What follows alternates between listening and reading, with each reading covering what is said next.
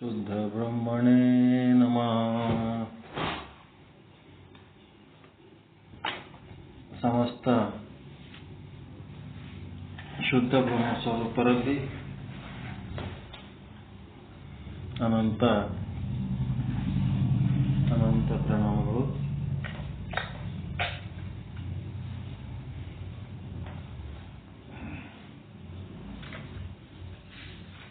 ಇಲ್ಲಿಯ ತನಕ ಇಷ್ಟಲಿಂಗಾರ್ಚನೆಯ ಮಹತ್ವ, ಮಾಡುವ ವಿಧಾನ ವಿವರವಾಗಿ ತಿಳಿಸಿದ್ದಾರೆ ಶುದ್ಧ ಬ್ರಹ್ಮನಿಷ್ಠ ಸದ್ಗುರು ಪ್ರಕಾಶ್ ಕಂಬಿ ಗುರುಗಳು.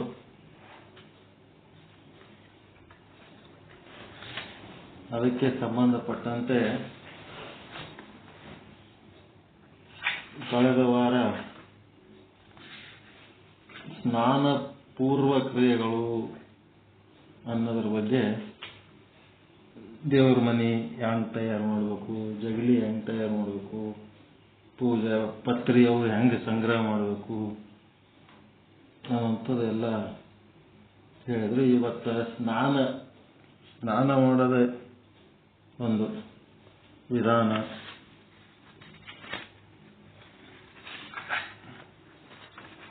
ಸ್ನಾನ ಮಾಡೋದು ಇಷ್ಟಲಿಂಗ ಪೂಜೆಗೆ ಸ್ನಾನ. ಯಾರು ಚುಟ್ಟು ಹೊರಗತ್ತಾರೆ?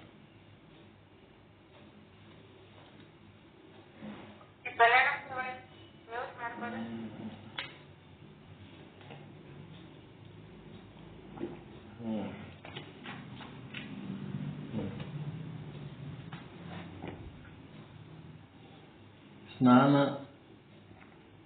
ಪೂಜೆಗೆ ಮೊದಲು ಸ್ನಾನ ಕಡ್ಡಾಯವಾಗಿದೆ. ಸ್ನಾನ ಮಾಡಕ ಮೊದಲು, ಪೂಜೆ ಮಾಡೋದಕ್ಕಿಂತ ಮೊದಲು ಸ್ನಾನ ಕಡ್ಡಾಯ. ಸ್ನಾನ ಪೂರೈಸದೆ ಪೂಜೆಗೆ ಹೋಗಲಾಗದು. ಕಾರಣ, ಸ್ನಾನ ಬಹು ಮಹತ್ವದ ಹಂತವಾಗಿದೆ. ಸ್ನಾನ ಇಂಪಾರ್ಟೆಂಟ್. ಸರಿಯಾಗಿ ಸ್ನಾನ ಮಾಡಿದರೆ ಮೈ ಮನಗಳು ಕೊಳೆಯನ್ನು ಕಳೆದುಕೊಂಡು ಹಗುರವಾಗುವವು. ಸ್ನಾನ ಮಾಡಿದ್ರೆ ಮೈ ಹಗುರ ಆಗ್ತದ, ಮತ್ತು ಶರೀರ ಚರ್ಮದ ಕೊಳೆ ಹೋಗ್ತದೆ, ಮನಸ್ಸು ಹಗುರ ಆಗ್ತದೆ. ಸ್ನಾನ ಮಾಡಿದಾಗ ಒಂದು ಫ್ರೆಶ್ನೆಸ್ ಬರ್ತದೆ.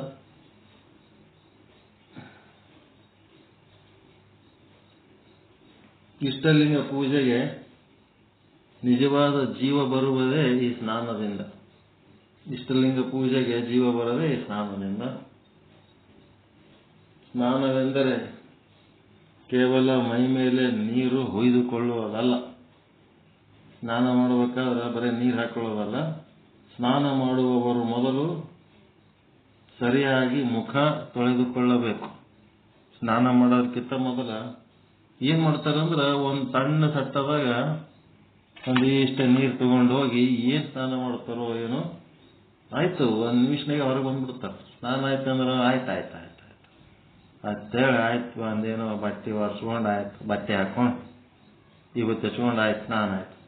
ಹಂಗೆ ಮಾಡೋದಲ್ಲ, ಸ್ಟೆಪ್ ಬೈ ಸ್ಟೆಪ್ ಮಾಡ್ಬೇಕು ಸ್ನಾನ. ಮೊದಲು ಚೆನ್ನಾಗಿ ಮೈ ಮೇಲೆ ನೀರು ಹಾಕೊಳ್ಳೋದಕ್ಕಿಂತ ಮೊದಲು ಸರಿಯಾಗಿ ಮುಖ ತೊಳ್ಕೋಬೇಕು. ಹಲ್ಲು ಒಸಡುಗಳು ನಿರ್ಮಲವಾಗಬೇಕು. ಮೂಗು ಸ್ವಚ್ಛ ಆಗಬೇಕು. ಮೂಗಿನಲ್ಲಿ ನೀರು ಹಾಕಿಕೊಂಡು ಜೋರಾಗಿ ಸೀನಬೇಕು. ಇದರಿಂದ ಮೂಗಿನೊಳಗೆ ಶೇಖರಿಸಿಕೊಂಡಿದ್ದ ಹಂಕು ಪದಾರ್ಥ ಹೊರಗೆ ಬರುತ್ತದೆ. ಶ್ವಾಸದ ದಾರಿ ಸರಳವಾಗಿ ಉಸಿರಾಡಿಸಲು ಸಿದ್ಧವಾಗುತ್ತದೆ. ಶ್ವಾಸದ ಹವೆಯನ್ನು ಸೋಸುವುದೇ ಮೂಗಿನ ಕಾರ್ಯ. ಕಣ್ಣುಗಳನ್ನು ಪ್ರತ್ಯೇಕವಾಗಿ ತೊಳೆದುಕೊಳ್ಳಬೇಕು. ಕಣ್ಣು ಚಂದ ತಿಕ್ಕೋಬೇಕು.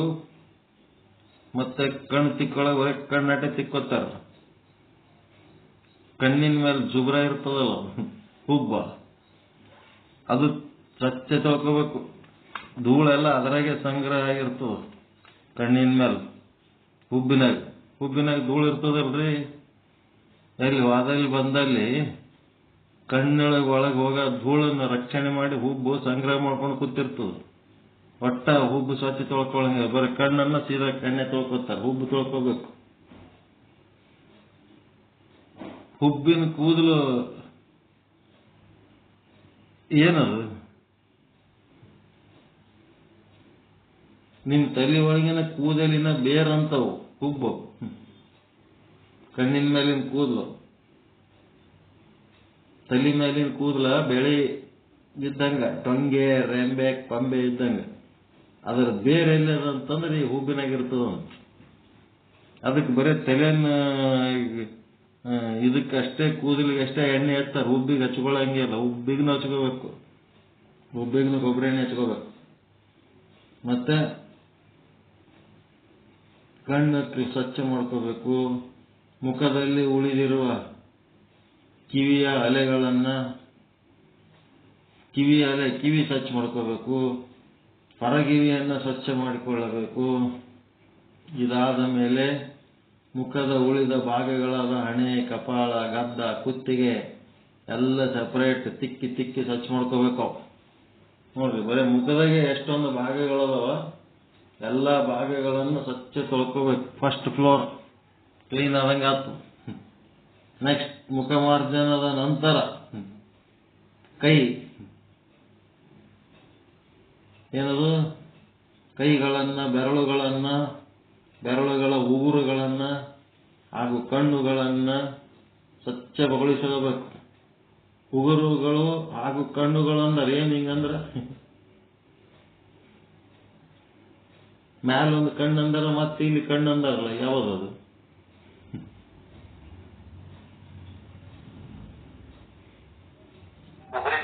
ಉಗುರಿನ ಕಣ್ಣು. ಉಗುರಿನ ಸಂಧ್ಯಾಗ ಹೊಲ್ಸಿರ್ತವ. ಏನಾರ ಗೀರಿರ್ತೀರಿ, ಏನೋ ಮಾಡಿರ್ತೀರಿ, ಹೊಲ್ಸಿರ್ತವ. ಅದಕ್ಕೆ ಉಗುರಿನ ಕಣ್ಣುಗಳನ್ನ ಸ್ವಚ್ಛಗೊಳಿಸಬೇಕು. ಎರಡೂ ಕಡೆಯ ಕಂಕುಳ, ಬಗಲುಗಳು ಸ್ವಚ್ಛ ಮಾಡ್ಕೋಬೇಕು. ತೊಡೆಯ ಸಂದು ತೊಳೆದುಕೊಳ್ಳಬೇಕು. ಇವುಗಳನ್ನ ಒಂದೊಂದಾಗಿ ನಿರ್ಮಲಗೊಳಿಸುವುದು ಒಳ್ಳೆಯದು. ಒಂದೇ ಸಲ ನೀರು ಹಾಕೊಂಡು ಗಾಪ್ ತೆಳಕೆ ಒಂದು ಸಾಬೂನು ಹಚ್ಚೋದು, ಮತ್ತೆ ಬೆನ್ನಿಗೆ ನೀರು ಹಾಕೊಂಡು ಓಡಿ ಬರೋದಿಲ್ಲ. ಒಂದೊಂದಾಗಿ ಸಪರೇಟ್ ಕ್ಲೀನ್ ಮಾಡ್ಕೋಬೇಕು. ಅದಕ್ಕೆ ಕೇರ್ ಮಾಡ್ಬೇಕು. ಸುಮ್ಮನೆ ಮೇಲಿಂದ ನೀರು ಸುರಿವಿಕೊಂಡರೆ ಆಗದು. ಇವೆಲ್ಲವುಗಳನ್ನ ತೀರಿಸಿ ನಂತರ ಪ್ರತ್ಯೇಕವಾಗಿ ಹೊಕ್ಕಳದ ಜಾಗರೂಕತೆಯಿಂದ ತೊಳೆಯಬೇಕು. ಆಮೇಲೆ ಜನನೇಂದ್ರಿಯವನ್ನ ಜಾಗರೂಕವಾಗಿ ತೊಳೆಯಬೇಕು. ಸುಮ್ಮನೆ ಅದರ ಮೇಲೆ ನೀರು ಸುರುವಿದರೆ ಆಗುವುದಿಲ್ಲ. ಈ ನಿರ್ಮಲಗೊಳಿಸುವ ಕಾರ್ಯ ತಪ್ಪದೆ ಜರುಗಬೇಕು. ಇದಲ್ಲದೆ ಮೂಗಿನ ಮೇಲೆ ನೀರನ್ನ ತಲೆಯ ಮೇಲಾಗಲಿ ಭುಜದ ಮೇಲಾಗಲಿ ಸುರಿದುಕೊಳ್ಳಬೇಕು. ಇದೆಲ್ಲ ಮುಗಿದ ಮೇಲೆ ಅಲ್ಲ, ಇದೆಲ್ಲ ಮುಗಿದ ಮೇಲೆ ನೀರನ್ನ ತಲೆಯ ಮೇಲಾಗಲಿ ಭುಜದ ಮೇಲಾಗಲಿ ಸುರಿದುಕೊಳ್ಳಬೇಕು. ಇಡೀ ದೇಹವು ನೀರಿನಿಂದ ಆವೃತವಾಗಬೇಕು. ದೇಹವನ್ನ ಉಜ್ಜಿ ಸ್ವಚ್ಛ ತೊಳೆಯಬೇಕು. ಎಲ್ಲ ಆದ್ಮೇಲೆ ಸ್ನಾನ ಮುಗಿದ ಮೇಲೆ ಮಡಿ ವಸ್ತ್ರದಿಂದ ದೇಹವನ್ನ ಒರೆಸಿಕೊಂಡು ಮಡಿ ಬಟ್ಟೆಯನ್ನ ಸೊಂಟಕ್ಕೆ ಸುತ್ತಿಕೊಂಡು ಪೂಜಾ ಗೃಹದ ಕಡೆಗೆ ಚಲಿಸಬೇಕು. ಚಲಿಸುವ ಮಾರ್ಗವು ಕಸದಿಂದ ಮುಕ್ತವಾಗಿರಬೇಕು. ಸ್ನಾನದ ಪರಿಕ್ರಮಗಳನ್ನ ಕೂಲಂಕುಷವಾಗಿ ವಿಶ್ಲೇಷಿಸಿದರೆ ಅದರ ವೈಜ್ಞಾನಿಕತೆಯ ಬಗ್ಗೆ ಅರಿವು ಬರುತ್ತದೆ. ನಿದ್ರಿಸಿ ಎದ್ದಾಗ ವ್ಯಕ್ತಿಯ ತ್ವಚೆಯಲ್ಲಿದ್ದ ಸ್ವೇದ ಗ್ರಂಥಿಗಳು ಒಂದೊಂದು ಪ್ರಕಾರದ ಎಣ್ಣೆಯನ್ನ ತ್ವಚೆಯ ಮೇಲೆ ಹರಡಿರುತ್ತವೆ. ಈ ಎಣ್ಣೆ ಏನ್ ಮಾಡ್ತಿರ್ತಾವಪ್ಪ ಅಂತಂದ್ರೆ, ನಿದ್ರಿಸಿ ಎದ್ದಾಗ ಒಂಥರ ಮೈಯ ಕೈಯೆಲ್ಲ ಎಣ್ಣೆ ಆಗಿರ್ತದೆ ನೋಡ್ರಿ. ಅದೇ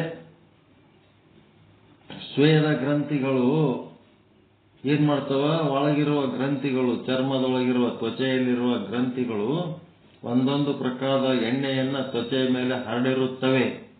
ಈ ಎಣ್ಣೆ ತ್ವಚೆಯನ್ನ ಸಂರಕ್ಷಿಸುತ್ತದೆ. ನಿಮಗ ಸೊಳ್ಳೆ ಪೂರ್ತಿ ನಿದ್ದೆತ್ತಿದ ಮೇಲೆ ಸೊಳ್ಳೆ ಕಡಿಯಂಗಿಲ್ಲ. ಯಾಕಂತಂದ್ರೆ ನಿಮ್ಮೊಳಗಿನ ಸ್ವೇದ ಗ್ರಂಥಿಗಳು ಒಂದು ತರ ಎಣ್ಣೆಯನ್ನ ಚರ್ಮದ ಮೇಲೆ ಬಿಟ್ಟು, ಆ ಚರ್ಮ ಏನಾಗ್ತದ, ಆ ಸೊಳ್ಳೆ ಬಂದು ಕತ್ತರ್ನು ಅದಕ್ಕೊಂಥರ ವಿಷ ಆಗಂಗಾಗ್ತದ. ಹಿಂಗಾಗಿ ಆ ನಿದ್ದೆ ಹತ್ತಿದ ಮೇಲೆ ಸೊಳ್ಳೆ ಕಡಿಯಲ್ಲ, ನಿದ್ದೆ ಹತ್ತೋದಕ್ಕಿಂತ ಮೊದಲು ಕಡಿತಾವ. ಯಾಕಂದ್ರೆ ಸ್ವೇದ ಗ್ರಂಥಿಗಳು ಇನ್ನ ಎಣ್ಣೆ ಬಿಟ್ಟಿರಂಗಿಲ್ಲ ಅವಾಗ. ಈ ಎಣ್ಣೆ ತ್ವಚೆಯನ್ನು ಸಂರಕ್ಷಿಸುತ್ತದೆ. ಆದರೆ ಅದು ದೇಹದ ಮೇಲೆಯೇ ಉಳಿದರೆ ದೇಹದಲ್ಲಿ ಲವಲವಿಕೆ ಬರುವುದಿಲ್ಲ. ಎತ್ತರ ಆದ್ಮೇಲೆ ಆ ಎಣ್ಣೆ ಶರೀರದ ಮೇಲೆ ಇತ್ತಂದ್ರೆ ಒಂಥರ ಮಬ್ಬು ಅನ್ನಿಸ್ತದ, ನಿದ್ದೆ ಮಬ್ಬನಾಗಿರ್ತದೆ, ನಿದ್ದೆ ಹತ್ತವ್ರಂಗಿರ್ತದ. ಅದನ್ನು ತೊಳೆದರೆ ದೇಹಕ್ಕೆ ಚೇತರಿಕೆ ಬರುತ್ತದೆ, ದೇಹದಲ್ಲಿ ಲವಲವಿಕೆ ಮೂಡುತ್ತದೆ. ಈ ಚರ್ಮದ ರಂಧ್ರಗಳು ಏನದವಲ್ರಿ, ಈ ರಂಧ್ರಗಳು ಸ್ವಚ್ಛ ಬೈಲು ಖುಲ್ಲ ಇದ್ದು ಅಂತಂದ್ರೆ ನಿಮ್ಮ ಮೂಗಿಲಿಂತ ಹೆಂಗ ಉಸಿರಾಡಿಸ್ತೀರಿ ಅದೇ ರೀತಿ ಚರ್ಮನು ಉಸಿರಾಡಿಸ್ತದ. ಗೊತ್ತದ ಇಲ್ಲ ಚರ್ಮ ಉಸಿರಾಡಿಸ್ತದ ಅನ್ನೋದು? ಚರ್ಮದೊಳಗೆ ಗಾಳಿ ಹರಿದಾಡ್ತದ ಅಂತ ಗೊತ್ತದ ಇಲ್ಲ?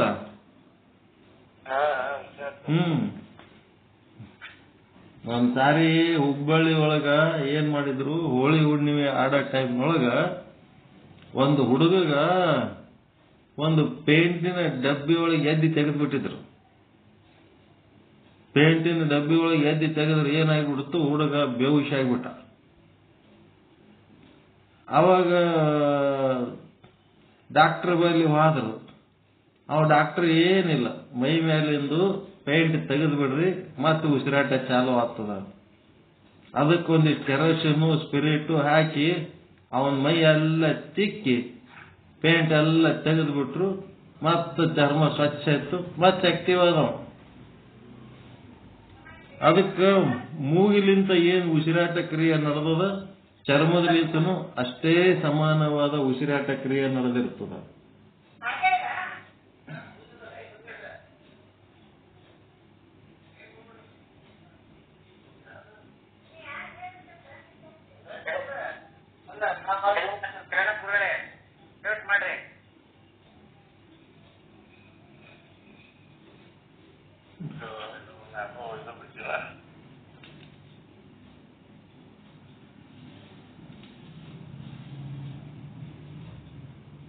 ಅದಲ್ಲದೆ ನಿತ್ಯ ಸ್ನಾನವು ದೇಹವನ್ನು ಪೀಡಿಸಬಹುದಾದ ಹಲವಾರು ರೋಗಗಳನ್ನು ತಡೆಗಟ್ಟುತ್ತದೆ. ಡೈಲಿ ಜಳಕ ಮಾಡಿದ್ರೆ ದೇಹಕ್ಕೆ ಏನು ಸಮಸ್ಯೆ ಆಗ್ತದೆ, ಚರ್ಮ ರೋಗ ಅವೆಲ್ಲ ತಡೆಗಟ್ಟುತ್ತವೆ. ಹಲ್ಲು, ಒಸಡು, ಕಣ್ಣು, ಮೂಗುಗಳು ನಿತ್ಯ ನಿರ್ಮಲವಾಗಬೇಕು. ಹಾಗಿದ್ದರೆ ಅವು ತಮ್ಮ ಕಾರ್ಯವನ್ನು ಸರಿಯಾಗಿ ಮಾಡುತ್ತವೆ. ಅದಾಗದೆ ಹೋದರೆ ಅವುಗಳ ಕಾರ್ಯದಲ್ಲಿ ಭಗ್ನ ಕಂಡು ರೋಗಗಳಿಗೆ ಆಮಂತ್ರಣ ಕೊಟ್ಟಂತಾಗುತ್ತದೆ. ಸ್ನಾನ ಮಾಡದೆ ಪೂಜೆ ನಡೆಯುವಂತಿಲ್ಲ. ಎಂಥ ಒಳ್ಳೆಯ ನಿಯಮ! ಪ್ರಸಾದ ಕಾಯವ ಕೆಡಿಸಲಾಗದು, ಖಂಡಿಸಲಾಗದು ಎಂಬ ಶರಣರ ನುಡಿ ಇದನ್ನೇ ಪುಷ್ಟಿಗೊಳಿಸುತ್ತದೆ. ಇದು ಏನು, ಪೂಜೆ ಮಾಡ್ಕೊಳ್ಳಕ ಒಂದು ಸಾರಿ ಒಂದು ದಿವಸದಾಗ ಈ ರೀತಿ ನಾವು ಮಾಡಬೇಕು. ನಮಗ 3 ಹೊತ್ತು ಬೇಕಂದ್ರೆ ಅನುಕೂಲ ಇದ್ರೆ 3 ಹೊತ್ತು ಸ್ನಾನ ಮಾಡಬೇಕು. ಅನುಕೂಲ ಇರಲಿಲ್ಲ ಅಂತಂದ್ರೆ 3 ಹೊತ್ತು ಸ್ನಾನ ಮಾಡೋದು ಬೇಕಾಗಿಲ್ಲ. 24 ತಾಸಿನಾಗ ಒಂದು ಸಾರಿ ಸ್ನಾನ ಮಾಡಿದ್ರೆ ಸಾಕು. 3 ಹೊತ್ತು ನೀವು ಸುಮ್ಮನೆ ಮುಖ ತೊಳ್ಕೊಂಡು ವಿಭೂತಿ ಹಚ್ಕೊಂಡು ಕುಂತು ಲಿಂಗ ಪೂಜೆ ಮಾಡ್ಕೊಂಡ್ರೆ ನಡೀತದೆ. ಸ್ನಾನ ಮಾಡಬೇಕಂತ ಹೇಳಕ್ಕೆ ತ್ರಿಕಾಲ ಪೂಜಾ ನಿಷ್ಠ ಅಂತೇಳಿ ಅವು ನಳದಾಗ ನೀರು ಬರೋದೇ ಒಂದು 20 ನಿಮಿಷ ಬರ್ತಿರ್ತಾವ. ಇವರೇ ಒಬ್ಬರೇ ಅಂತ ಪರಿ ಸ್ನಾನ ಮಾಡಿಬಿಟ್ರು ಅಂತಂದ್ರೆ ನೀರಿನ ಸಮಸ್ಯೆ ಆಯ್ತು. ಒಂದ್ ದಿವಸಕ್ಕೆ ಒಂದ್ಸಾರಿ ಸ್ನಾನ ಮಾಡಿದ್ರೆ ಸಾಕು. ಆ ಸ್ನಾನದ್ದೇ ಒಂದು ದೊಡ್ಡ ರೋಗ ಒಂದಿಷ್ಟು ಮಂದಿಗೆ. ಮಾರಿ ಕಾಲ ತೊಳ್ಕೊಂಡ್ರೆ 2 ಬಕೆಟ್ ನೀರು ತೊಳ್ಕೊಂಡಿರ್ತಾರೆ. ಜಳಕ ಮತ್ತೆ ಎಷ್ಟು ಬಕೆಟ್ ಮಾಡ್ತಾರೋ ಗೊತ್ತಿಲ್ಲ. ಒಳ್ಳೆ ಮೀನ ಮಸಳು ಇದ್ದಂಗೆ ಇರ್ತಾರೆ ಕೆಲವೊಬ್ಬರು ಸ್ನಾನ ಮಾಡೋ ವಿಷಯದೊಳಗೆ. ಗೊತ್ತೇ ಆಗಂಗಿಲ್ಲ ನಮಗ್. ವಿಚಿತ್ರ ಜನ ಇರ್ತಾರೆ. ಬಾತ್ರೂಮ್ನಾಗ ಒಕ್ಕರು 1 ತಾಸು ಆ ಕಡೆ ಕಂಟಿನ್ಯೂಸ್ ನಳ ಚಾಲು ಇತ್ತಂತಂದ್ರೆ ಹಂಗೆ 1 ತಾಸು ನೀರು ಹರಿಸ್ತಾರೆ ಜಳಕ ಮಾಡೋದಕ್ಕೆ. ಎಲ್ಲ ಏನದಾವ ಬಹಳ ಕೇರ್ಫುಲ್ ಆಗಿರ್ಬೇಕು ಇವೆಲ್ಲ ವಿಷಯದೊಳಗೆ. ಹೊರಗೆ ಸೋಷಿಯಲ್ ಜವಾಬ್ದಾರಿನೂ ಇರಬೇಕು, ಸ್ವಚ್ಛತೆನೂ ಆಗ್ಬೇಕು. ಮತ್ತೆ ಸ್ನಾನ ಮಾಡ್ಲಿಕ್ಕೆ ಕೆಲವೊಂದ್ ಸಾರಿ ಆಗಂಗಿಲ್ಲ. ಡಾಕ್ಟರು ಸ್ನಾನ ಮಾಡಬೇಡ್ರಿ 1-2 ದಿವಸ ಅಂತ ಹೇಳ್ತಾರ. ಏನ್ ಮಾಡ್ತೀರಿ ಅವಾಗ? ಸ್ನಾನ ಬಿಡ್ರಿ ಅಂತ ಹೇಳ್ತಾರ. ಅದಂಗಾಗ್ತದ್ರಿ, ನಮ್ಮ ಗುರುಗಳು ಸ್ನಾನ ಮಾಡಿ ಲಿಂಗ ಪೂಜಾ ಮಾಡಿ ಪ್ರಸಾದ ತಗೋ ಅಂದಾರ. ನಾವು ಸ್ನಾನ ಮಾಡಿರ್ತೀವಿ ಅಂತಂದ್ರ ಭಸ್ಮ ಸ್ನಾನ ಮಾಡ್ಬೇಕು. ಒಂದು ವಿಭೂತಿ ತಗೋಬೇಕು, ಕೈಗೆ ಚಂದ ಬಳಕೋಬೇಕು, ಪುಡಿ ಪುಡಿ ಪುಡಿ ಪುಡಿ, ಮೈ ಎಲ್ಲ ತಿಕ್ಕೋಬೇಕು. A to Z ಎಲ್ಲ ಅಂಗಾಂಗಗಳಿಗೆ ತಿಕ್ಕಿ ತಿಕ್ಕಿ ತಿಕ್ಕಿ ಸ್ವಚ್ಛ ಮಾಡ್ಕೋಬೇಕು. ಮೈ ಎಲ್ಲ ತಿಕ್ಕಬೇಕು, ಬ್ರಷ್ ಮಾಡ್ಬೇಕು ವಿಭೂತಿ ಪುಡಿಲಿ. ಆಂಟಿಸೆಪ್ಟಿಕ್ ಅದು ವಿಭೂತಿ ಪುಡಿ. ಭಸ್ಮ ಸ್ನಾನ ಏನ್ರಿ? ಚಲೋ ವಿಭೂತಿಲಿ ಅಂತ ಮಾಡ್ಬೇಕು. ಸುಮ್ಮನೆ ಬಜಾರ್ದಾಗ ಎಲ್ಲ ಬಸ್ ಸ್ಟ್ಯಾಂಡ್ನಾಗ ಸಿಕ್ಕದ ವಿಭೂತಿ ತಗೊಂಡು ಮಾಡಿದ್ರ ಅಲ್ಲ. ವಿಭೂತಿ ಮಾತ್ರ ಚಲೋ ಇರ್ಬೇಕು. ಯಾವ್ದಾರ ಕೊಳಕ ಕೆಮಿಕಲ್ ವಿಭೂತಿ ತಗೊಂಡ್ರಿ ಅಂದ್ರೆ ಹಣಿಗೆಲ್ಲ ರೋಗ ಬಂದ್ಬಿಡ್ತಾವ, ನಾನಾ ರೀತಿ ಗುಳ್ಳಿಗಳು ಗಾಯಗಳು ಆಗ್ಲಿಕ್ಕೆ ಹತ್ಬಿಡ್ತಾವ. ಒಳ್ಳೆ ವಿಭೂತಿ ತಗೊಂಡು ಮಾಡ್ಬೇಕು. ಒಂದು ವಿಭೂತಿ ತಗೊಂಡ್ರೆ ಒಂದು 100 ರೂಪಾಯಿ ಯಾಕೆ ಖರ್ಚಾಗಲಕ್ಕ ಚಲೋ ವಿಭೂತಿ ತಗೋಬೇಕು.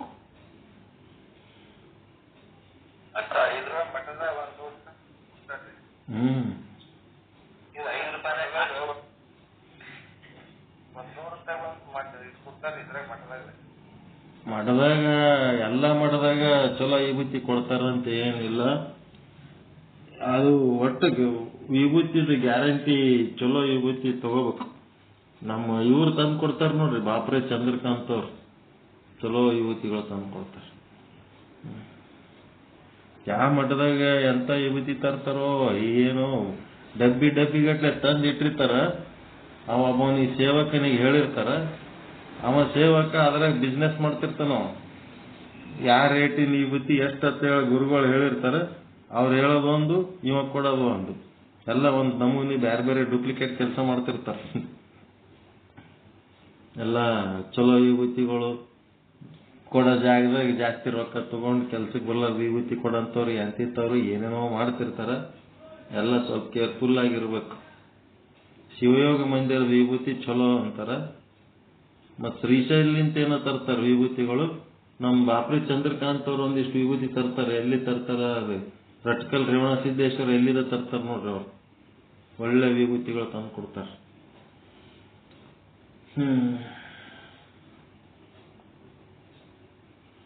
ನೆಕ್ಸ್ಟ್, ಪೂಜಾಗ್ರಹದಲ್ಲಿ ಆಸೀನರಾಗುವುದು. ಪೂಜಾಗ್ರಹ ಸ್ನಾನ ಮಾಡಿದ್ಮೇಲೆ ಬಟ್ಟೆ ತಗೊಂಡು ಮೈ ಎಲ್ಲ ಒರೆಸ್ಕೊಂಡು ಪೂಜಾಗ್ರಹದಲ್ಲಿ ಆಸೀನರಾಗುವುದು. ಈ ಮೊದಲೇ ಪೂಜಾಗ್ರಹವನ್ನ ನಿರ್ಮಲಗೊಳಿಸಿರುತ್ತಾರೆ.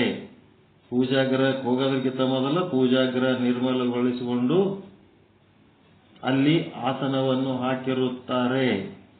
ಆಸನದ ಒಂದು ಕಟ್ಟಿಗೆ ಮಣಿಯಾಗಿರಬೇಕೆ, ಇಲ್ಲ ಕಂಬಳಿಯ ತುಂಡಾಗಿರಬೇಕು. ಒಂದು ಕಟ್ಟಿಗೆಯರೇ ಇರಬೇಕು, ಇಲ್ಲ ಕಂಬಳಿಯರೇ ಇರಬೇಕು, ಅಥವಾ ಬಟ್ಟೆಯಾಗಿರಬಹುದು.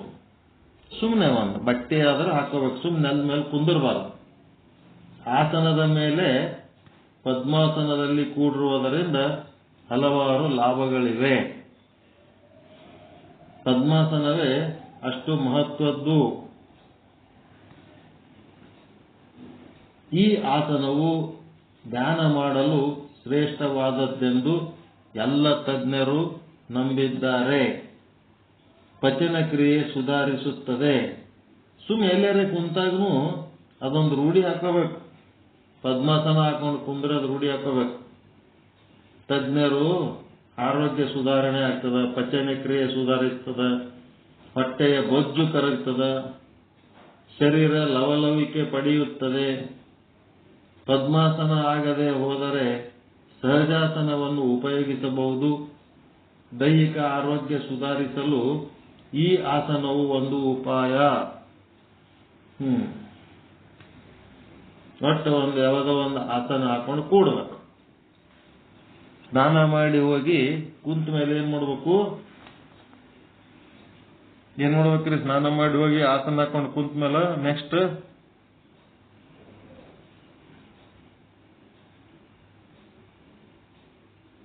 ಜಳಕ ಮಾಡಿ ಹೋಗಿ ಆಸನ ಹಾಕೊಂಡು ಕುಂತ ಮೇಲೆ ಏನ್ ಮಾಡ್ಬೇಕು ನೆಕ್ಸ್ಟ್?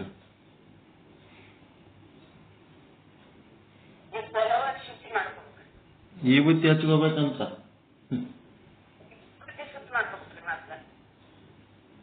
ಶುದ್ಧ ಮಾಡ್ಕೋರಿ. ನಾವು ಮಾಡೋದು ಏನ್ ಶುದ್ಧ ಏನು? ಶುದ್ಧ ಮೊದಲೇ ಶುದ್ಧ ಇರ್ತದೆ. ಗುರುಗಳು ಶುದ್ಧ ಮಾಡಿ ಕೊಟ್ಟಿರ್ತಾರ. ಅತ್ತದ ಹೆಂಗ್ ಶುದ್ಧ ಮಾಡಬೇಕು ಮಾಡಿ. ಆದ್ರೆ ವಿಭೂತಿ ಹಚ್ಕೋಬೇಕು. ಭಸ್ಮವನ್ನ ವಿಭೂತಿ ಎಂದು ಕರೆಯುತ್ತಾರೆ. ವಿಭೂತಿ ತಯಾರಿಸಲು ಒಂದು ವಿಶಿಷ್ಟ ಪದ್ಧತಿ ಇದೆ. ಹಾಗೆ ತಯಾರಿಸಿದ ವಿಭೂತಿಯನ್ನೇ ಉಪಯೋಗಿಸಬೇಕು. ಸರಳವಾಗಿ ಹೇಳುವುದೆಂದರೆ ವಿಭೂತಿ ವಿಶೇಷವಾದ ಬೂದಿ. ಗೋವಿನ ಸಗಣಿಯನ್ನ ಬಿಸಿಲಲ್ಲಿ ಒಣಗಿಸುತ್ತಾರೆ. ಸಗಣಿಯ ಬೆರಣಿಯನ್ನ ಸುಡುತ್ತಾರೆ. ಸುಟ್ಟು ಬಂದ ಬೂದಿಯನ್ನ ಸೋಸುತ್ತಾರೆ. ಸೋಸಿದ ಬೂದಿಯಲ್ಲಿ ನೀರು ಬೆರೆಸಿ ಮರುಳಿ ಬೆರಣಿಯನ್ನು ಮಾಡುತ್ತಾರೆ. ಇಂಥ ಬೆರಣಿಯನ್ನ ಬಿಸಿಲಲ್ಲಿ ಒಣಗಿಸುತ್ತಾರೆ. ಎರಡನೇ ಸಲ ಬೂದಿಯ ಬೆರಣಿಯನ್ನ ಸುಡುತ್ತಾರೆ. ಅಬಾಬಾಬಾಬ ನೋಡ್ರಿ, ಬೂದಿಯ ಬೆರಣಿ ಮಾಡಿ ಮತ್ತೆ ಬೂದಿಯ ಬೆರಣಿ ಸುಡುತ್ತಾರೆ. ಬಂದ ಬೂದಿಯನ್ನ ಮರಳಿ ಸೋಸುತ್ತಾರೆ. ಹೀಗೆ ತಯಾರಾದ ವಿಶೇಷ ಬೂದಿಯನ್ನ ಕಲಸಿ ವಿವಿಧ ಆಕಾರಗಳ ಗಟ್ಟಿಗಳನ್ನು ತಯಾರಿಸುತ್ತಾರೆ. ಇದೇ ವಿಭೂತಿ. ಬೆರಣಿ ಸುಟ್ಟು ಬಂದ ಬೂದಿ ಸೋಸಿ ಆ ಸೋಸಿದ ನೀರೊಳಗೆ ಏನ್ ಬೂದಿ ಸಿಗ್ತದ ಆ ಬೂದಿಯನ್ನ ತಗೊಂಡು ಮತ್ತೆ ಬೆರಣಿ ಮಾಡಿ ಮತ್ತೆ ಸುಡ್ತಾ ಇರುತ್ತದಕ್ಕೆ. ಆಮೇಲೆ ಏನ್ ಸೋಸ್ತಾರ ಆ ಸೋಸಿದ್ದ ವಿಭೂತಿನೇ ವಿಭೂತಿ. ಸರಿಯಾಗಿ ತಯಾರಿಸಿದ ವಿಭೂತಿ ಶುಭ್ರವಾಗಿರುತ್ತದೆ. ಬೆರಳುಗಳಿಂದ ತಿಕ್ಕಿದರೆ ಸರಸರ ಶಬ್ದ ಮೂಡುತ್ತದೆ. ತಿಕ್ಕಿದಾಗ ಹುಡಿಯಾಗುತ್ತದೆ. ಪುಡಿ ಪುಡಿ ಬರ್ತದೆ. ವಿಭೂತಿಯ ಹುಡಿಯಲ್ಲಿ ಅಂಗಾರಕದ ಕಣಗಳು ವಿಪುಲವಾಗಿರುತ್ತವೆ. ವಿಭೂತಿ ಪುಡಿ ಅಂಗಾರಕ ಕಣಗಳಲ್ಲಿ ಬ್ಯಾಕ್ಟೀರಿಯಾ ಜೀವಿಗಳನ್ನು ಕೊಲ್ಲುವ ಮತ್ತು ನಂಜು ನಿವಾರಕ ಗುಣಗಳಿವೆ. ಈ ಸಂಗತಿಯಿಂದ ಭಾರತೀಯರು ಬಹುದಿನಗಳಿಂದಲೇ ತಿಳಿದಿದ್ದರು. ಕಾರಣವೇ ಅವರು ಹಲ್ಲು ಉಜ್ಜಲು ಬೂದಿ ಇಲ್ಲವೇ ಇದ್ದಲು ಪುಡಿ ಉಪಯೋಗಿಸುತ್ತಾ ಬಂದಿರುತ್ತಾರೆ. ನೋಡಿ,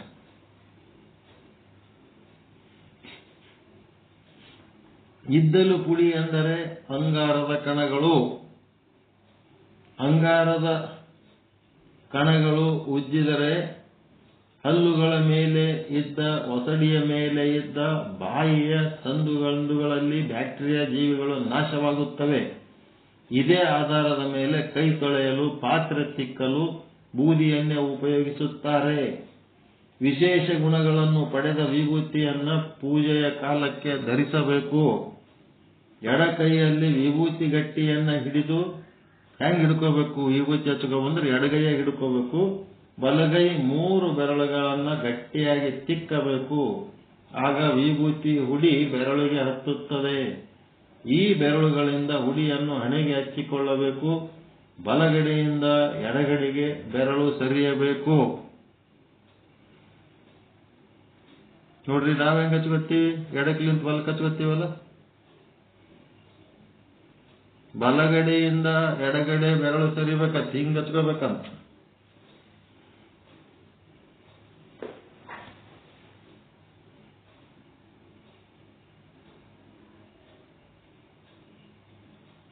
ನಾವ್ ಹೆಂಗ್ ಹಚ್ಕೋತೀವಿ ನೋಡಿದ್ರೆ? ಎಡಗಡೆಯಿಂದ ಬಲಕ್ ಹಚ್ಕೋತೀವಿ ಇಲ್ಲ? ಇವತ್ತಿನಿಂದ ಚೇಂಜ್ ಮಾಡ್ರಿ. ಬಲಕ್ಲಿಂತ ಎಡಕ್ ಸರಿಬೇಕತ್ ನೋಡ್ರಿ ಬೆರಳು. ಹಿಂಗೆ ಜಗ್ಗದು ಹಿಂಗ್ ಜಗ್ಗದು. ಬಟ್ಟಿ ಒಳಗೆ ಬ್ರಷ್ ಹಿಂಗ್ ಹೊಡಿತೀರಲ್ಲ ಉಲ್ಟಾ ಸೀದಾ.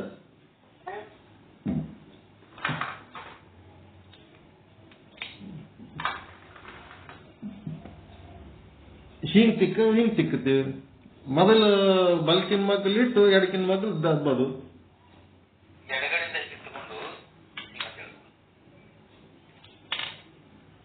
ಎಡಗೈ ಏನಂತಂದ್ರ ಹುಡಿಯನ್ನು ಬಲಗಡೆಯಿಂದ ಎಡಗಡೆಗೆ ಬೆರಳು ಸರಿಯಬೇಕು. ಬಲಗಡೆಯಿಂದ ಎಡಗಡೆ ಸರಿಬೇಕು. ಮೊದಲ ಬಲಕ್ಕ ಹಿಂಗ್ ಹಿಡ್ಕ ಸ್ಟಾರ್ಟಿಂಗ್ ಈ ಕಡೆ ಹಿಡ್ಕೊಂಡು ಆಮೇಲೆ ಹಿಂಗ್ ದಬ್ಬಬೇಕ.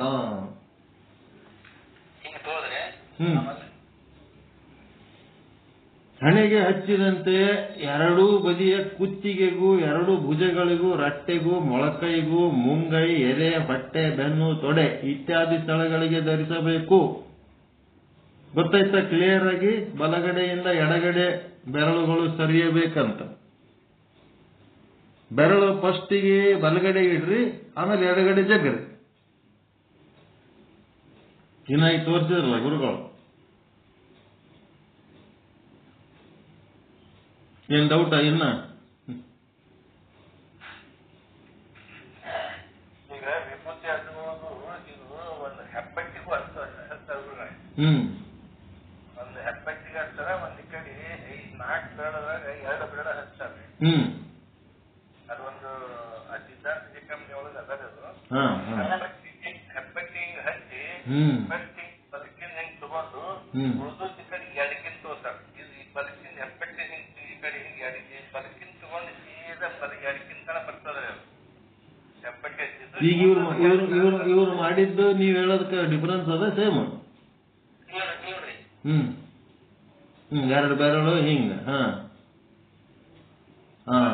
ಎರಡು ಬೆರಳು ಎಡಕಿಂದ ಬದಕ್ಕೆ ಈ ಸೈಡ್ ಹಿಂಗೆ ಅದ. ಯಾಕಂದ್ರೆ ಇದನ್ನ ನಮ್ ತಂದೆ ರಚಿಸಿದ್ರು. ಇದು ಹೆಂಗ್ರಿ? ಎರಡು ಬೆರಳು ಹೆಬ್ಬಟ್ಲಿ ಹೆಬ್ಬಟ್ಟುಗಳೇ ಒಂದ್ ಕಡೆ ಬದುಕಿನಿಂದ ಎಡಕಿನ ಪೂರ ತೋದ್ರಿ ಅದು ಒಂದಾಗ್ತದೆ. ಇದು 2 ಬೆರಳು ಏನಂದ್ರೆ ಇದು ಮತ್ತೆ ಎಡಕಿನಿಂದ ಬಲಕ್ಕಿಂತು.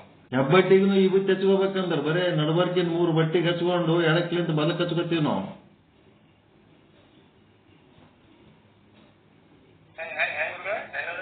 ಮೂರು ಬಟ್ಟಿಗೆ ಹಚ್ಕೊಂಡ್ಬಿಡ್ತೀವಿ ಬರ್ರ ಅಂತ ಹೇಳಿ. ಹೆಬ್ಬಟ್ಟಿ ಯೂಸ್ ಮಾಡಂಗಿಲ್ಲ ನಾವು. ಹಚ್ಕೊಂಡ್ಕೆ ಈಗ ಎಡಕಿನ ಮಕ್ಕಳು ಹಚ್ಚಿ ಗಸ್ ಸಿಕ್ಕೊಂಡ್ಬಿಡ್ತೀವಿ. ಈಗ ನಮ್ದು ಆಯ್ತು. ಈಗೇನ್ ಮಾಡ್ಬೇಕಂದ್ರ ಮಧ್ಯ ಬೆರಳು, ಉಂಗುರು ಬೆರಳು ಎರಡಕ್ಕ ಹಚ್ಚಿ ಬಲಕ್ಲಿಂತ ಎಡಕ್ ಜಗ್ಗಬೇಕು. ಆಮೇಲೆ ಹೆಬ್ಬಟ್ಟು ಎಡಕ್ಲಿಂತ ಬಲಕ್ ಜಗ್ಗಬೇಕು. ಹೆಬ್ಬಟ್ಟಿಗೆ ಇವತ್ತಿ ಹಚ್ಕೋಬೇಕಂದಂಗಾಯ್ತು. ಹೆಬ್ಬಟ್ಟಿದ್ದು ಒಂದು ಅದರಿ ನೋಡ್ದಂಗ ಇದ್ರದು ಪಕ್ಕ ನೋಡ್ಬೇಕು. ವಿಭೂತಿ ಹೇಗ ಅದ 2-3 ತರ 2-3 ತರ ಐತಿ. ಒಂದೈತಿ ನಮ್ ವಿಭೂತಿ ನೋಡಿ ಇಷ್ಟು ದೊಡ್ಡ ವಿಭೂತಿ ಇಟ್ಕೊಂಡು ಕೂತೀವಿ. ಚಿಕ್ಕಂಬಡಿ ಒಳಗ ಹಿಂಗ್ ಹಚ್ಕೊಂಡು ಹೆಬ್ಬಟ್ನು ಹಚ್ಕೋಬೇಕು. ಆಮೇಲೆ ಇದು ಹಿಂಗ್ ಹಚ್ಕೋಬೇಕು. ಆಮೇಲೆ ಇದು ಹಿಂಗ್ ಹಚ್ಕೋಬೇಕ. ಕರೆಕ್ಟ್ ಅನ್ರಿ? ಇದು ಹಿಂಗ್ ಮಾಡಿ ಆಮೇಲೆ ಬೆರಳಿಂದ ಹಿಂಗ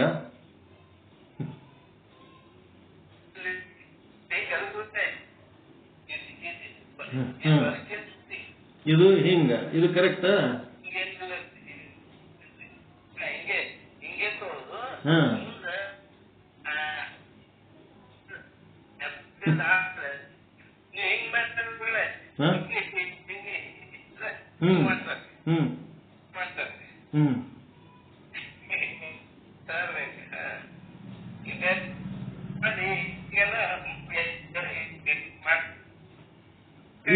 ಈಗ ಇದು ಒಂದೇ ಹೇಳ್ರಿ ಮೊದಲು. ಇದು ಒಂದೇ ಹಿಂಗ್ ಬರ್ತದ ಇಲ್ಲ ಹಿಂಗ ಹಿಂಗ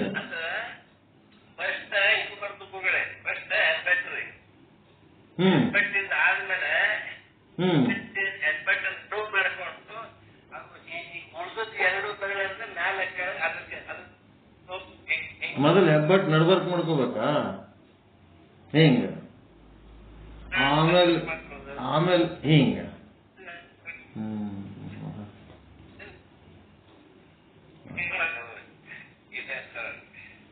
ಇದು ಬಹಳ ಕಾಂಪ್ಲಿಕೇಟೆಡ್ ಆಯ್ತು ಅಂದ್ರೆ ಈ ಬುತ್ತಿನ ಹಚ್ಕೊಳಕ್ ಅಲ್ಲ ಅನ್ಸ್ಕೊ.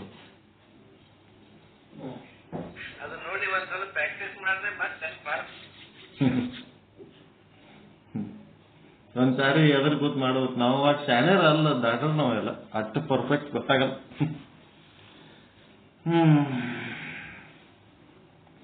ಇಲ್ಲಿ ಏನಾಯ್ತಂದ್ರ ಕೃಷ್ಣ ಅವನ ಹತ್ರ ಸುಧಾಮ ಹೋದಾಗ ಏನ್ ಕೃಷ್ಣ ಇಬ್ರು ಒಂದೇ ಕ್ಲಾಸ್ಮೇಟ್ಗಳು, ಇಬ್ಬರದು ಒಂದು ಸ್ಥಿತಿಗತಿ ಮೊದಲೆಲ್ಲ ಒಂದೇ ತರ ಇತ್ತು, ನೀ ರಾಜ ಅದಿ, ನಾವು ನೋಡಿದ್ರೆ ಕಿಂಗ್ ಆಗಿ ಹೋಗ್ಬಿಟ್ಟೆವು ನೋಡಪ್ಪ ಅಂದಾಗ ಕೃಷ್ಣ ಒಂದು ವಿಭೂತಿ ತಗೊಂಡು ಏನ್ ಮಾಡ್ತಾನ, ಅದೇ ಈಗ ನೀವೇನ್ ಮಾಡಿರಲ್ಲ ಬಲಗಡೆಯಿಂದ ಎಡಗಡೆಗೆ ಜಾರ್ಸೋದು, ಅದೇ ಸ್ಟೈಲ್ ವಿಭೂತಿ ಮಾಡ್ತಾನೆ. ವಿಭೂತಿ ಹಚ್ತಾನ ಕರೆಕ್ಟ್ ಸ್ಟೈಲ್ ನಿಂತ ಬಲಗಡೆಯಿಂದ ಎಡಗಡೆಗೆ ಬೆರಳು ಸರಿಸಿ ವಿಭೂತಿ ಹಚ್ತಾನ. ಅವ ಮೊದಲ ಎಡಗಡೆಯಿಂದ ಬಲಕ್ಕೆ ನಾವ್ ಹೆಂಗ್ ಹಚ್ಕೋತೀವಿ ಹಂಗ ಹಚ್ಕೋತಿರ್ತಾನ ಸುಧಾಮ. ಕೃಷ್ಣ ಏನ್ ಮಾಡ್ತಾನ, ಬಲಗಡೆಯಿಂದ ಎಡಕ್ಕದು ನೀವ್ ಹೇಳಿದ ಸ್ಟ್ಯಾಂಡರ್ಡ್ ಮೆಥಡ್ ಪ್ರಕಾರ ಅವ ಕೃಷ್ಣ ಹಚ್ತಾನ. ಆ ಕೃಷ್ಣ ಹಚ್ಚಿದ್ದು ಅದೇನಂದ್ರ ನಾವು ಹಚ್ಕೊಳ್ಳೋದು ಏನಂದ್ರ ಕ್ಷಯ, ಕೃಷ್ಣ ಹಚ್ಚಿದ್ದು ನೀವೇನ್ ಮಾಡ್ಲಕತ್ತೀರಿ ಅದು ಅಕ್ಷಯ. ಅದೇ ಅಕ್ಷಯ ತೃತೀಯ ವಿಭೂತಿ ಹಚ್ಚಿದ್ದು ಸುಧಾಮಗ ಹಚ್ಚುತ್ತಾನ. ಅದರಿಂದ ಅವನಿಗೆ ಏನಾಗ್ಬಿಡ್ತದ, ಬಡತನ ಎಲ್ಲ ನೀಗಿ ಶ್ರೀಮಂತಿಕೆ ಬರ್ತದ.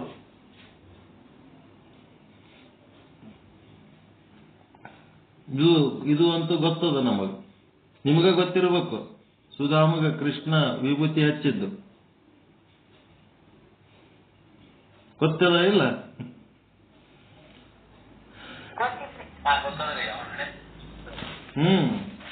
ಕೃಷ್ಣ ವಿಭೂತಿ ತಗೊಂಡು ಸುಧಾಮಗ ಧಾರಣೆ ಮಾಡ್ತಾನ. ವಿಭೂತಿ ಹಿಂಗ ಧಾರಣೆ ಮಾಡು, ನಿನ್ಗ ಎಲ್ಲ ಅಕ್ಷಯ ಆಗ್ತದ ಅಂತ ಹೇಳಿ ಆಶೀರ್ವಾದ ಮಾಡ್ತಾನ.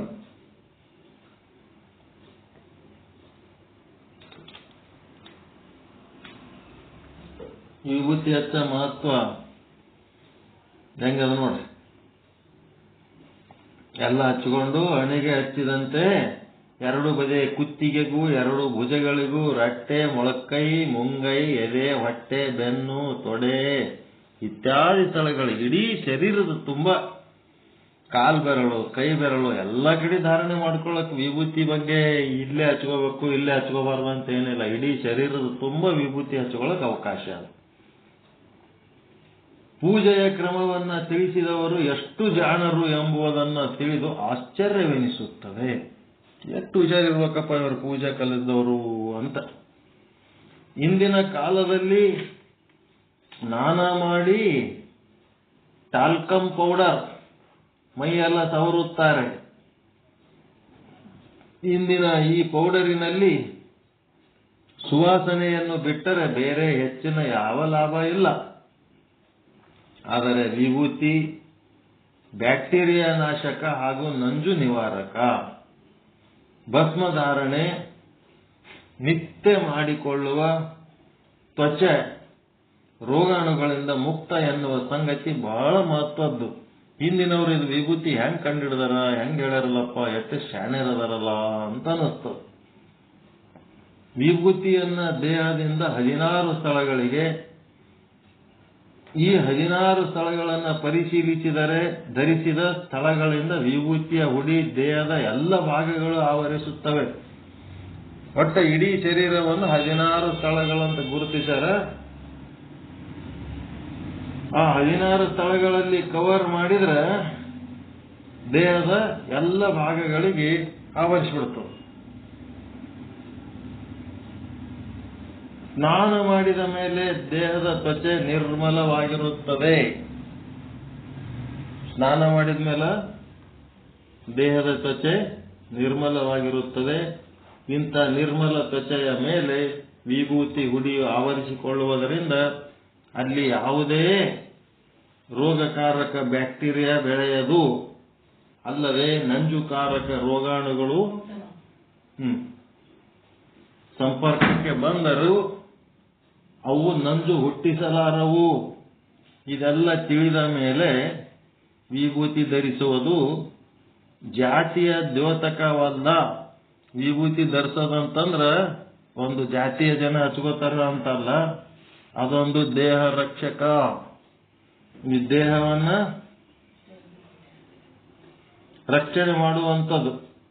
ಅಂದ್ರೆ ವಿಭೂತಿ ಯಾರು ಹಚ್ಕೋಬೇಕು ಅಂದ್ರೆ ಯಾರ್ಯಾರಿಗೆ ದೇಹ ಆದ, ಯಾರ್ಯಾರು ದೇಹವನ್ನ ಚೆನ್ನಾಗಿ ರಕ್ಷಿಸ್ಕೋಬೇಕಂತಾರ ಅವರು ವಿಭೂತಿ ಹಚ್ಕೋಬೇಕು. ದೇಹದ ಚರ್ಮ ರಕ್ಷಕ ಪ್ರಕ್ರಿಯೆ ಎಂಬುದು ಮನವರಿಕೆ ಆಗುವುದು. ಅದು ವೈಜ್ಞಾನಿಕ ಕ್ರಿಯೆ ಎನ್ನುವುದು ಮನದಟ್ಟಾಗುವುದು. ದೇಹ ಸುರಕ್ಷಿತವಾಗಿ ಇಟ್ಕೋಬೇಕು ಅಂತಂದ್ರೆ ಏನ್ ಮಾಡ್ಬೇಕು? ವಿಭೂತಿ ಹಚ್ಕೋಬೇಕು ಚರ್ಮದ ಸುರಕ್ಷತೆಯ ದೃಷ್ಟಿಯಿಂದ.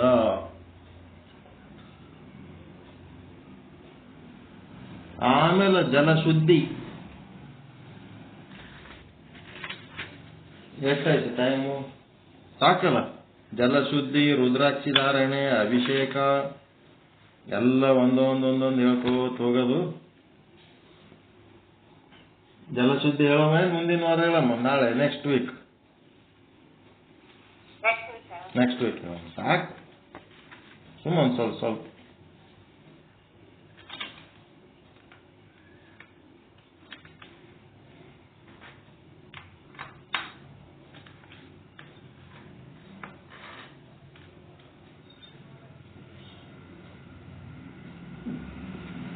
ಓಕೆ. ಪರಮಾನಂದ ಪ್ರಾಪ್ತಿ ಭವ, ಸರ್ವ ದುಃಖ ನಿವೃತ್ತಿ ಭವ, ಇಷ್ಟಾರ್ಥ ಸಿದ್ಧಿರಸ್ತು, ಯಶಸ್ವಿ ಭವ ಯಶಸ್ವಿ ಭವ. ಜೈ ಶುದ್ಧ ಬ್ರಹ್ಮ, ಜೈ ಜೈ ಶುದ್ಧ ಬ್ರಹ್ಮ. ಓಂ ಶಾಂತಿ ಶಾಂತಿ ಶಾಂತಿ. ಎಲ್ಲರಿಗೂ ಶರಣಾರ್ಥಿ, ಎಲ್ಲರಿಗೂ ಶರಣಾರ್ಥಿ.